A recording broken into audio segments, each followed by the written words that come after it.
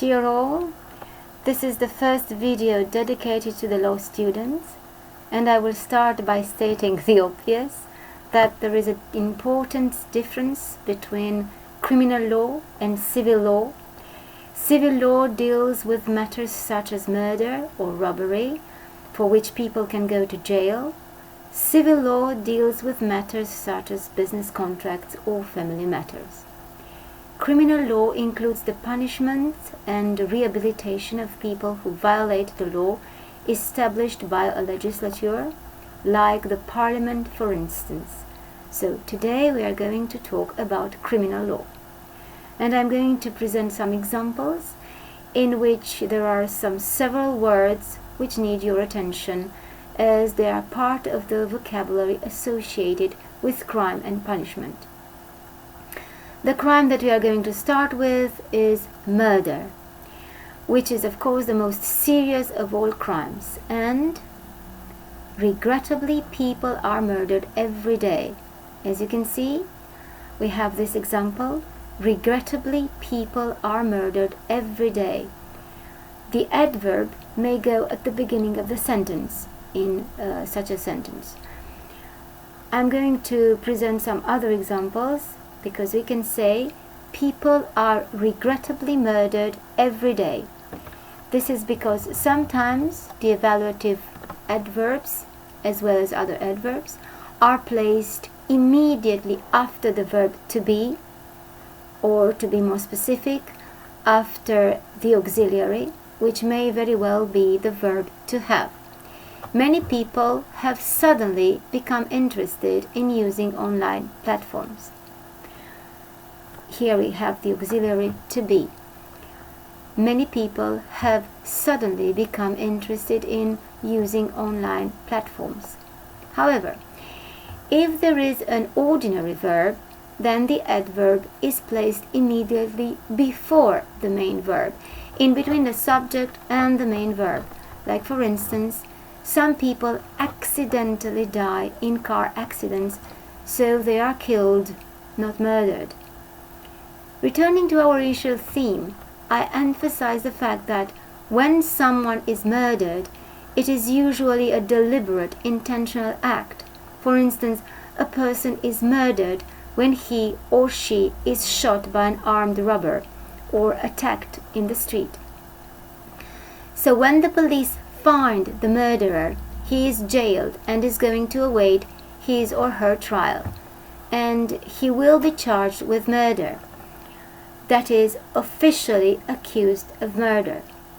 However, if someone dies from an attack which was not intended to kill that person, then the murderer or the killer is likely to be charged with manslaughter, which is a lesser charge.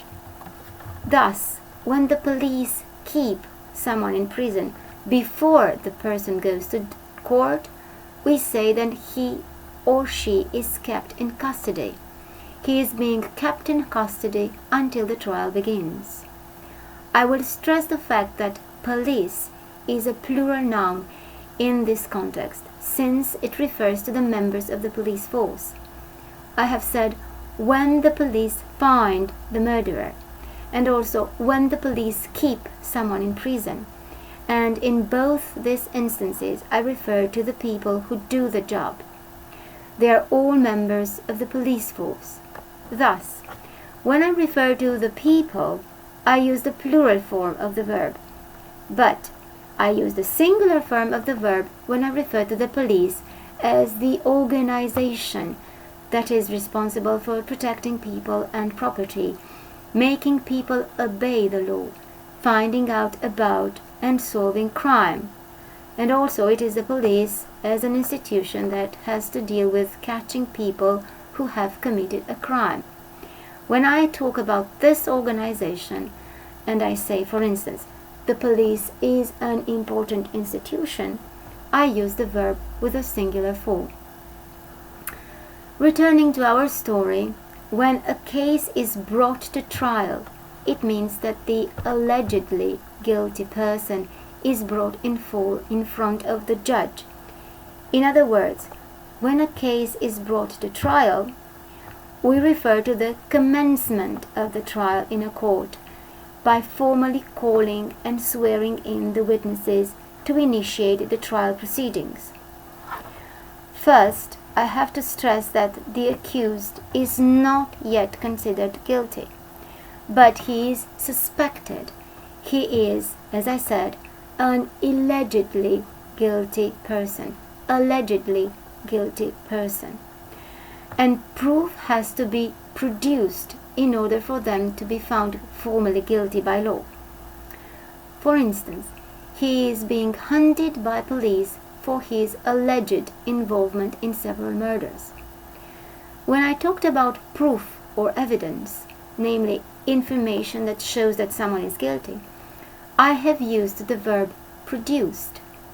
Actually, this is a collocation, words that are usually used together. Evidence has to be produced, and it means evidence has to be found and presented in court. And this term produced does not mean that the evidence is false. By no means. It means that the evidence has to be shown. However, if the evidence is false, then we can say that the evidence is planted.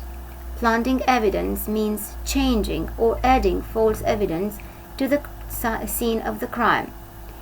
In this case, this is false evidence, fabricated evidence, forged evidence, or tainted evidence, namely information created illegally with the purpose of swaying the verdict in a court of law.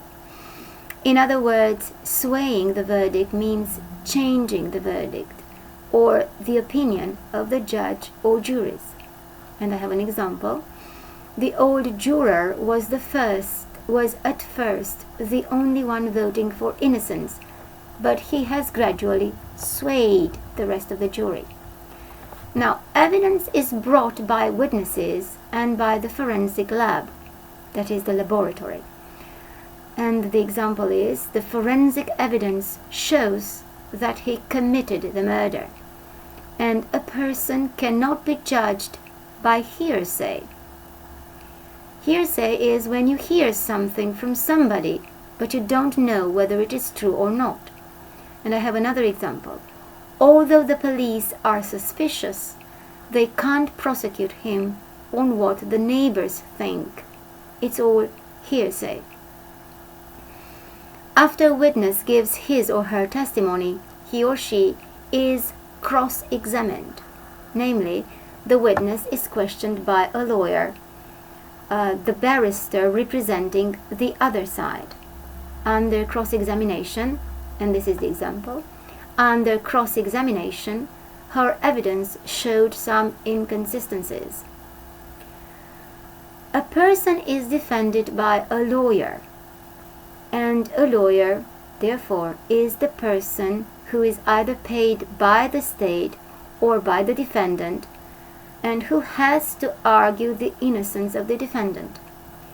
Namely, the defendant is the person who is accused of the crime. And the example is, the barrister defending him is going to have a hard time, which means that it would be difficult for the barrister to refute the evidence brought by the police. I am going to finish this video by pointing out once again the differences between the different members of the legal profession. First of all, the term lawyer is generally used for the job title, and we talk about all the people who work as attorneys, solicitors, or barristers. Therefore, there are 4 terms that need to be explained. Lawyer, who I repeat is the general term, the general job title. Attorney, which is the American term, so it refers to law graduates who passed their exams in the USA, and at the end of their studies, they are usually members of the American Bar Association. Their job consists in giving legal advice in all areas, depending on each attorney's specialization, and they give advice to individuals or companies. In Britain, there are two types of lawyers: solicitors, who give legal advice to individuals and companies after they pass the exams of the Law Society of England and Wales at the end of their exams, and the barrister, who was mentioned before. So the barrister is the person who gives legal advice and opinions to solicitors, and it is he who usually pleads in a court of law. He or she passed the exams of the Bar Council at the end of his or her studies. That is all for now, and I will end by insisting that you work smart and hard.